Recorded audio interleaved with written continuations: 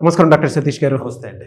So పిల్లల్లో మనం చూస్తే అండి జనరల్గా అంటే ఇప్పుడంతా ఆన్లైన్ వచ్చేసింది కాబట్టి వాళ్ళ పర్ఫార్మెన్స్ తెలియట్లేదండి. ఇంటెలెక్చువల్స్ ఎలా ఉన్నాయి అని అంటే ఇప్పుడు మా ఆన్లైన్లో కొంత ఇలిస్ట్రేషన్ కానివ్వండి, లేదంటే యానిమేషన్తో వచ్చేటువంటి డయాగ్రామ్స్ వల్ల కానివ్వండి, వాళ్ళకి ఏంటంటే ఓకే ఇదే బాగుంది, అది ఏదైతే చూస్తున్నారో దాన్ని అప్పచెప్పడానికి రెడీగా ఉన్నారు. బట్ ఇప్పుడున్న జనరేషన్ పిల్లలకి పేరెంట్స్, పిల్లలు, టీచర్స్ తెలుసుకోవాల్సినటువంటి కొన్ని విషయాలు ఉంటాయి.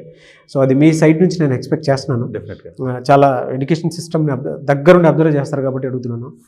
చదవటం, రాయటం, వినటం, వీటి ఇంపార్టెన్స్ని ప్రతి టీచర్ ఏ విధంగా అర్థం చేసుకుని పిల్లలకు చెప్పాల్సినటువంటి అవసరం ఉంది, ప్రతి పేరెంట్ ఏ విధంగా అర్థం చేసుకోవాలంటారు పిల్లల పాయింట్ ఆఫ్ వ్యూ నుంచి అయినా సరే? ఆర్గానిక్ పద్ధతిలో మీ చర్మాన్ని తెల్లగా మార్చుకోవాలనుకుంటున్నారా? సంప్రదించండి డాక్టర్ మాధవిని. అంటే డెఫినెట్గా అంటే 3 అనేది మనకి పార్ట్ ఆఫ్ ది ఎడ్యుకేషన్. డెఫినెట్గా మనం అంతే కదండి. పాప టీచర్ చెప్పింది వింటారు, చెప్పింది రాస్తారు, లేకపోతే మాట్లాడతారు, చదువుకున్నది, ఇట్లా రకరకాల అన్ని రకాల సిస్టమ్స్ కూడా పార్ట్ ఆఫ్ ది లెర్నింగ్లోనే ఉంటాయి. లెర్నింగ్లో డిఫరెంట్ స్టైల్స్. ఇప్పుడు అన్ఫార్చునేట్గా మీరు చెప్పినట్టుగా మొత్తం అన్ని వింటున్నారు అంతే. అవును. చూడండి, బుక్స్ కూడా నేను చూసాను మొన్న, ఏదో ఒక యాప్ ఏదో వచ్చింది. ఆ బుక్ కూడా మనం చదవక్కర్లేదు, మనం ఆడియో పెట్టుకుంటే మొత్తం ఆ బుక్లో ఉన్న సారాంశం, లేకపోతే సినిమా స్టోరీ అనుకోండి, వినడం, చూడటం మనసి అంటే వినడం అనేది ఈజీగా ఉంది కాబట్టి. అంటే పిల్లలు చూడండి, భోజనం తినమంటే తింటారు, జ్యూస్ తాగమంటే తాగుతారు. అది ఈజీ కదా. జస్ట్ ఒక గ్లాస్లో ఇచ్చారనుకోండి, జ్యూస్ పట్టేసుకోమంటే తాగమంటే తాగేస్తారు. అది కలుపు తినమన్నా అనుకోండి, అది కొంచెం పెద్ద ఇబ్బందికరంగా ఉంటుంది.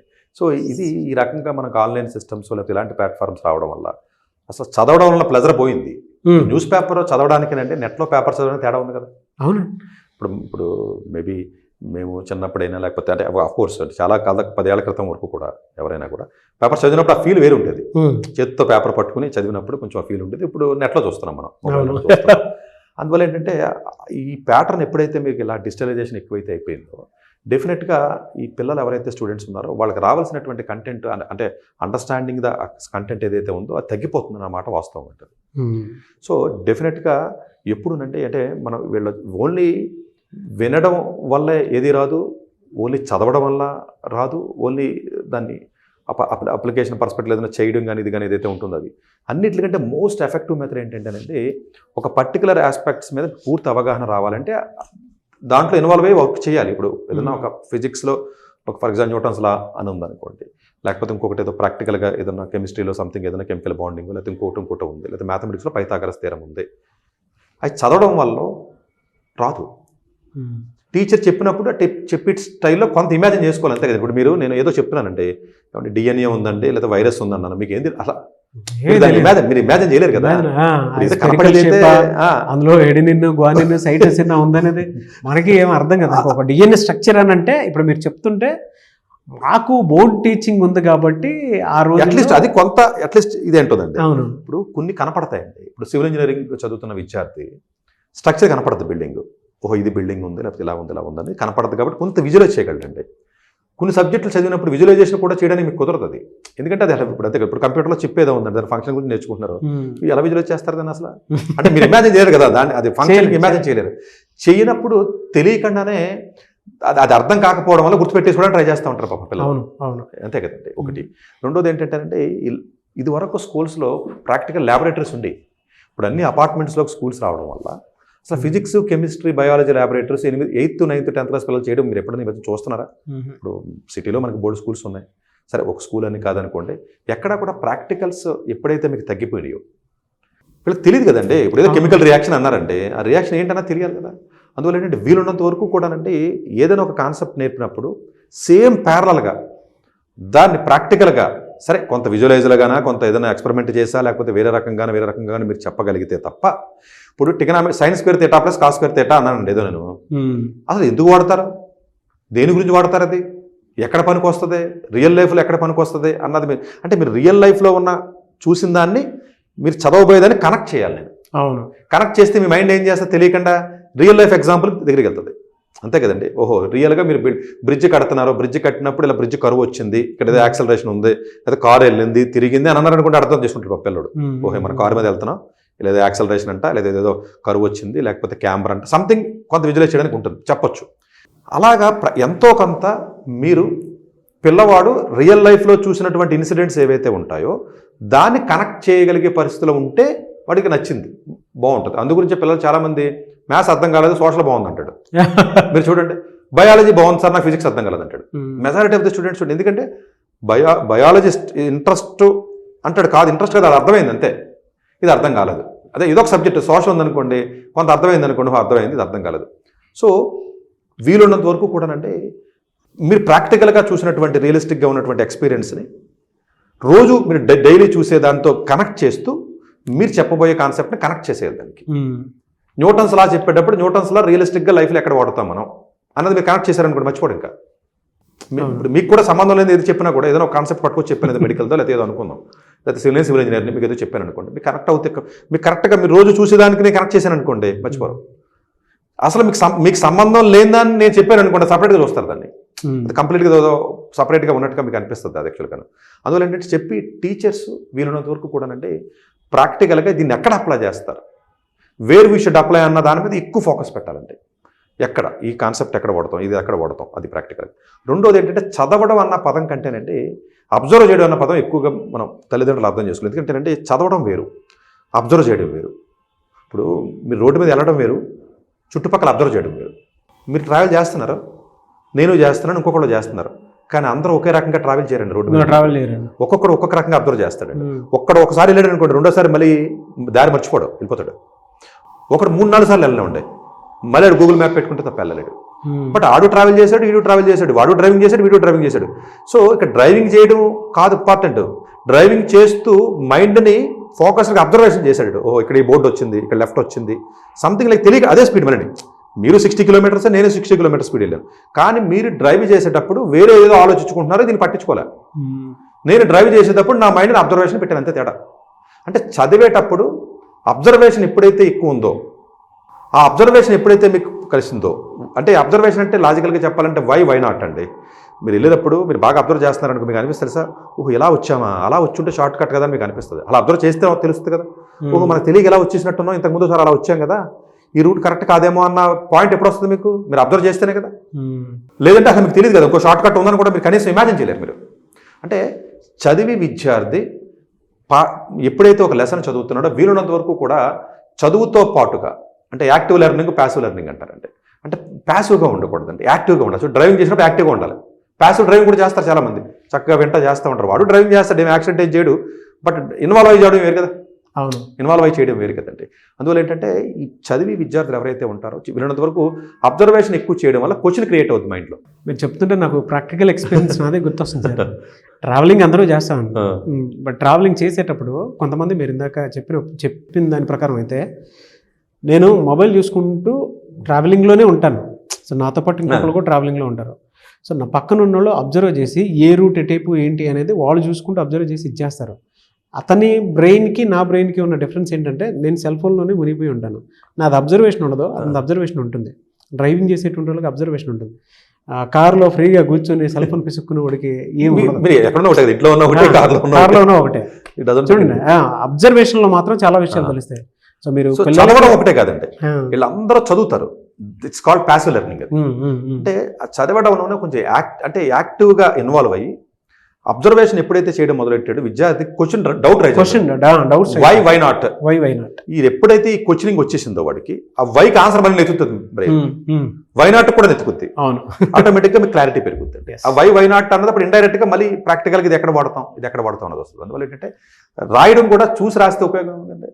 దాన్ని అండర్స్టాండ్ చేసుకుని చూడకుండా రాయాలి. నోట్స్ రాసిన మనం ఏం చేస్తా, కాపీ కొడతాం. స్కూల్లో మీరు అబ్జర్వ్ చేస్తే అసలు ఇది టెక్స్ట్ బుక్, ఈ క్వశ్చన్స్, ఇంటికాడ వెళ్ళి క్వశ్చన్ ఆన్సర్స్ రాయమంటారు. మీరు చూడండి, ఇక్కడ స్కూల్స్ పిల్లలు ఉంటారు కదా, 8th 9th పిల్లలు, హోంవర్క్ ఇచ్చారు సార్ అంటారు. ఇంటికి వచ్చి రాగానే మమ్మీ నాకు హోంవర్క్ ఇచ్చారంటే పిల్లలు ఆ హోంవర్క్ అంటే ఏముండదండి, ఆ టెక్స్ట్ బుక్లో ఉన్న ఏవైతే ఉంటాయో మనం చూసి రాయడం.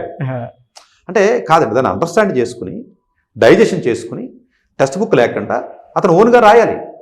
తప్పు రాయనే ఉంటుంది, తప్పేం లేదు, కరెక్ట్గా రాయాలని. యాజ్ ఇట్ ఈజ్గా రాయడానికి యాజ్ ఇట్ ఈజ్గా రాసిదే స్కిల్ అయితే కంప్యూటర్ చేస్తుంది, మనుషులు ఎందుకు అసలు.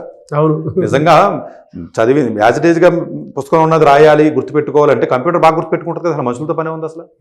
ఇట్స్ బెటర్ కదండి. అవునవును. అందు గురించి ఏంటంటే నువ్వు అర్థం చేసుకుని డైజెషన్ చేసుకుని ఎప్పుడైతే నువ్వు బుక్ మూసి రాసావో బ్రెయిన్ 100% వెళ్తుంది ఫోకస్గా. విజువల్ కూడా పెరుగుతుంది. మీరు భయంతో రాస్తారు, ఫోకస్ రాస్తారు. అవును, పుస్తకం చూసి రాసినప్పుడు ఎలా రాస్తారు తెలుసా? మీరు పక్కన పాటలు కూడా పెట్టుకుని రాయొచ్చు, సినిమా చూద్దా కూడా రాయొచ్చు, ఏముంది అంతే కదండి, 2-3 పనులు. సో నోట్స్ రాసేటప్పుడు వీరున్నంత వరకు టెక్స్ట్ బుక్ పక్కన లేకుండా రాయాలి. టీచర్ పాఠం చెప్పేటప్పుడు వీరున్నంత వరకు విజువలైజ్ చేయాలి అప్లికేషన్ పర్స్పెక్టివ్లో. చదివేటప్పుడు అబ్జర్వేషన్ పవర్ పెంచాలి. అప్పుడే ఈ 3 పదాలకి మీకు పర్ఫెక్ట్ మీనింగ్ వస్తుంది తప్ప మీరు నేను చదివేశాను, నేను వినేశాను, నేను చేసేసాను అంటే కాదు కదండి. సో అట్లా మీరు చెప్పినట్లు యాక్టివ్ లెర్నింగ్, పాసివ్ లెర్నింగ్ అని 2 ఉంటాయి. యాక్టివ్ లెర్నింగ్ ఎప్పుడూ కూడా మనలో ఎక్సైట్మెంట్ని పెంచుతుంది, ఎక్కువ రోజులు అది మనల్ని అంతే యాక్టివ్గా ఉంచడానికి కూడా ప్రయత్నం చేస్తుంది. అది మైండ్ వైజ్ కానివ్వండి, బ్రెయిన్ వైజ్ కానివ్వండి, యాక్టివిటీ వైజ్ కానివ్వండి, ఆ విధంగా ఉపయోగపడుతుంది. పిల్లల్లో మాత్రం మీరు చెప్పినటువంటి ట్రెడిషనల్ మెథడ్ నాకు బాగా నచ్చించారు. ఒక్కసారి మనం చదివిన కాన్సెప్ట్ అంటే ఒక్కసారి వినాలి, విన్నదాన్ని మెమరైజ్ చేసుకోవాలి, మళ్ళీ ఒకసారి చూసుకొని రాసుకొని, అంటే రాయటం కూడా ఇంపార్టెంటే. దానివల్ల ఒకప్పుడు అదే అండి మెథడ్ కూడా అదే. చదివిన తర్వాత కూడా అండి మేము కళ్ళు మూసుకొని ఆ కాన్సెప్ట్ని మళ్ళీ ఒకసారి గుర్తెచ్చుకోమని చెప్పి మెమరైజ్ చేసుకోవాలి. చక్కగా కళ్ళు మూసుకుని. ఇప్పుడు కొంతమంది సార్ టైం లేదు, నేను బస్సులో వెళ్తున్నాను అంటారు, కాలేజీకి సార్ ఇంజనీరింగ్ కాలేజ్ ఎంత దూరం ఉంది, గంట సేపు ప్రయాణం చేయాలంటారు. గంట సేపు ఎందుకు టైం వేస్ట్ చేస్తావు మొబైల్, నువ్వు ఆల్రెడీ చదివి ఉంటావు కదా, కళ్ళు మూసుకుని అన్ని గుర్తెచ్చుకో. అంతే. ఒకవేళ ఎక్కడన్నా స్టక్ అయ్యావనుకో, ఎక్కడ స్టక్ అయ్యో గుర్తుపెట్టుకో. బస్సు దిగిన తర్వాత ఆ గుర్తుపెట్టుకున్నది మళ్ళీ బుక్ తీసి క్యాప్ ఫిల్ చేసుకో, తప్పే ఉంది. 1 అవర్ నీకు ఎందుకు టైం వేస్ట్ చేస్తా, పక్కన ఎవడో సరే బుక్ తీసి చూస్తే పక్క వాళ్ళని హేళన చేస్తున్నారు అంటాడు, లేదా బస్సులో వెళ్తే చదవకపోతున్నాను అంటాడు. బస్సు వద్దు ఏమొద్దు, నువ్వు ఆల్రెడీ ఇంతకుముందు చదువుకున్నావు, కళ్ళు మూసుకుని రివైజ్ చేసుకున్నప్పుడు నువ్వు ఆగుతూ ఉంటావు, తెలియకనే స్టక్ అవుతావు మనం, అంతే కదా. స్టక్ అయినప్పుడు ఎక్కడ స్టక్ అయ్యో తెలుస్తుంది. బస్సు దిగిన తర్వాత మళ్ళీ బుక్ ఓపెన్ చక్కగా చేసుకో. అంటే ఏదో ఒక, అంటే మీరు ఎప్పుడైతే ఆ లెర్నింగ్ లేకపోతే ఆ మైండ్ అంతే కదండి, మైండ్ మళ్ళీ దాన్ని రిట్రీవ్ చేసుకుంటుంది, మైండ్కి ఉన్న పవర్ అది. సో అలా చేసుకునే విధానం ఎప్పుడైతే వచ్చిందో అది పర్మనెంట్ మెమరీలోకి వెళ్తుంది. లేకపోతే తినేసి వామిటింగ్ చేసినట్టుగా మీరు టెంపరీ మెమరీలోకి వెళ్తుంది, అది ఉపయోగం లేదు కదండి. అవును. సో దాన్ని కొంచెం ఎక్కువ చదవడం వల్ల రాదండి, ఎక్కువ అబ్జర్వ్ చేసి దాన్ని అండర్స్టాండింగ్ చేసుకోగలిగితేనే మీకు అది నిలబడుతుంది. అవును. లేకపోతే సార్ మా అబ్బాయి 10 సార్లు చదివాడు, లేదా పొద్దున 6 కలిసి సాయంత్రం 10 దాకా కష్టపడుతున్నాడు అంటే ఎలా కష్టపడుతున్నాడు, అది కూడా ఇంపార్టెంటే కదా. అవును. అవును. ఓకే, 2 మనుషులు 1 గంట సేపు పని చేస్తారు, బట్ అవుట్కమ్ వేరు ఉంటుంది కదా. అవును. మీ దగ్గర 2 ఎంప్లాయీస్ ఉన్నారు, ఇద్దరినే కూర్చోబెట్టండి, 2 గంట చేశారు ఎడిటింగో లేకపోతే ఏదో అనుకుందాం, బట్ అవుట్కమ్ వేరు ఉంటుంది సార్. అవుట్కమ్ వేరు ఉంటుంది. సో ఇక్కడ కూడా అంతేనండి, అంటే it's not about the time. 3 ఏరియాస్లో ఒక పిల్లోడిని ఎలా డెవలప్ చేయొచ్చు అని అంటే ఈ ఒక్క వీడియో చూస్తే అర్థమవుతుందండి. అంటే సైకలాజికల్గా పేరెంట్స్ చూసినా సరే, టీచర్స్ చూసినా సరే, డెఫినెట్గా వాళ్ళకు ఒక ఐడియా అయితే వస్తుంది.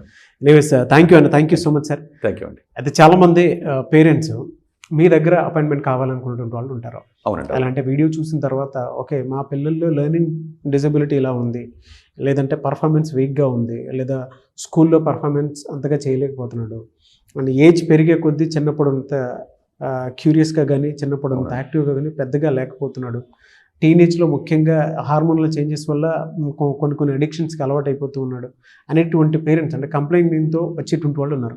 మిమ్మల్ని అప్రోచ్ అవ్వాలంటే ప్రాసెస్ ఎలా? లేదు, డెఫినెట్గానండి. అంటే కొంతమందికి నేను రెగ్యులర్గా వస్తూ ఉంటారు, నాకున్న టైం అవకాశాన్ని బట్టి చూస్తూ ఉంటాను, బట్ అందరికీ చూడకపోయినా డెఫినెట్గా నాకున్న అవకాశం వరకు నేను చూస్తాను. ఎందుకంటే స్టూడెంట్స్ అంటే నాకు ఆ ప్యాషన్ ఉంది కాబట్టి డెఫినెట్గా ఎంత అవకాశం ఉన్నంత వరకు కూడా నేను టేకప్ చేస్తాను. ఎక్కువ టైం స్పెండ్ చేసి చూసి ఎక్కడ స్టూడెంట్ ఇబ్బంది పడుతున్నాడు అన్న విషయం ముందు డయాగ్నోసిస్ చాలా ఇంపార్టెంట్ అండి. మెడిసిన్ ఏముందని ఎవరైనా చేస్తారు, మీ దగ్గర డిసీజ్ వస్తే మెడికల్ షాప్కి వెళ్తే సార్ నాకు ఇది ఉంది అంటే అదే ఇచ్చేస్తాడు మెడిసిన్ మీకు.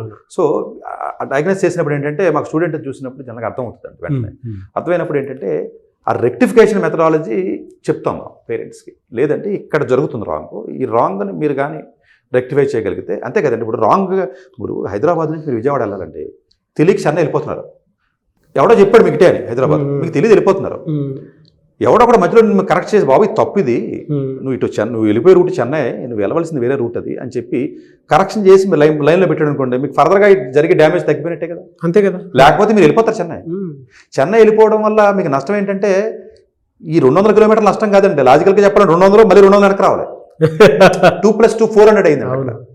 అంటే డ్యామేజ్ డబల్ ఉంటుందండి మీకు కెరియర్లోనంటే. ఒక డ్యామేజ్ జరిగితే డ్యామేజ్ 2-3 టైమ్స్ ఉంటుందండి దాని ఎఫెక్ట్. మనం ఏమనుకుంటామంటే 7వ తరగతి బాగా చదవలేదు కదా, ఏమవుతుందే, 8వ తరగతిలో బాగా పికప్ అవడం ఉండదండి. ఆ 7th మీకు జరిగిన డ్యామేజ్ ఎఫెక్ట్ 2 టైమ్స్ ఉంటుందండి. ఎందుకని మల్టిప్లికేషన్స్ 7వ తరగతి టీచర్ చెప్తాడు, 8వ తరగతి టీచర్కి ఆ సిలబస్లో ఉండదు. వాడు ఏమని ఎదుగు చేసుకుంటాడు, ఈ పిల్లవాడు 7వ తరగతిలో మల్టిప్లికేషన్స్ వచ్చో అనుకుని పాప నెక్స్ట్ వెళ్తాడు అతను. సో అందువల్ల ఏంటంటే ఆ డ్యామేజ్ని డెఫినెట్గా మేము గుర్తించి వీలున్నంత వరకు మనం ఇలా కాదు ఇలా చేయండి అని చెప్పడం జరుగుతుంది. సో పేరెంట్స్ కూడా కొంచెం కేర్ తీసుకుని, మేము ఏదో డాక్టర్ మెడిసిన్ ఇచ్చినట్టే అనుకోండి, అంతే సార్. సో వాళ్ళకి మీరు అపాయింట్మెంట్ అయితే ఇస్తారు తప్పనిసరిగా. సార్ థ్యాంక్ యూ అండి, thank you so much sir. Thank you. So చూసారు కదండి వీడియో. ఈ వీడియోపై మీ అభిప్రాయం కమెంట్ బాక్స్లో పోస్ట్ చేయండి. అండ్ చాలామంది అండి ఇప్పుడున్న దానికి ప్రతి పేరెంట్ మీరు చేసేటువంటి అతిపెద్ద మిస్టేక్ ఏదైనా ఉంది అని అంటే, మీ పిల్లవాడికి సంబంధించినటువంటి వాటిల్లో జనరల్గా సతీష్ గారు లాంటి ఎక్స్పర్ట్స్ ఎవరన్నా ఉంటే సలహాలు సూచనలు తీసుకుని అన్నా సరే ఇందులో వేస్తే బాగుంటుంది, పర్ఫార్మెన్స్ ఏ విధంగా ఉంది అనేటువంటిది, అంటే ఇంటెలెక్చువల్ కొన్ని టెస్ట్లు కూడా ఉంటాయి, ఇలా ఉంటే బాగుంటుంది, ఇలా ఉంటే బాగుంటుంది. కొంతమంది ఇంట్రోవర్ట్స్ ఎక్స్ట్రావర్ట్స్ ఇద్దరు ఉంటారు పిల్లలు, కొన్ని పర్ఫార్మెన్స్ మనం మెజర్ చేయలేము. బట్ డాక్టర్ సతీష్ గారు లాంటి వాళ్ళ దగ్గర ఎక్స్పర్ట్స్ ఎవరైతే ఉంటారో కొంత ప్రొఫెషనల్స్ హెల్ప్ తీసుకుంటే మీ పిల్లలకి ఎటువంటి కెరీర్ అయితే బాగుంటుందనే దాని మీద అవగాహన అయితే డెఫినెట్గా వస్తుంది. మీరు కనుక డాక్టర్ సతీష్ గారిని అప్రోచ్ అవ్వాలి అనుకుంటే స్క్రీన్ మీద మీ కాంటాక్ట్ నెంబర్ కనిపిస్తుంది, దానికి మీరు కాల్ ఆర్ మెసేజ్ వాట్సాప్ చేసి వెంటనే అపాయింట్మెంట్ తీసుకోండి. అండ్ ఈ వీడియో లైక్ చేయండి, షేర్ మాత్రం తప్పకుండా చేయండి. ఇలాంటి మరిన్ని వీడియోస్ కోసం మా ఛానల్ ఫాలో అవ్వండి. Thank you.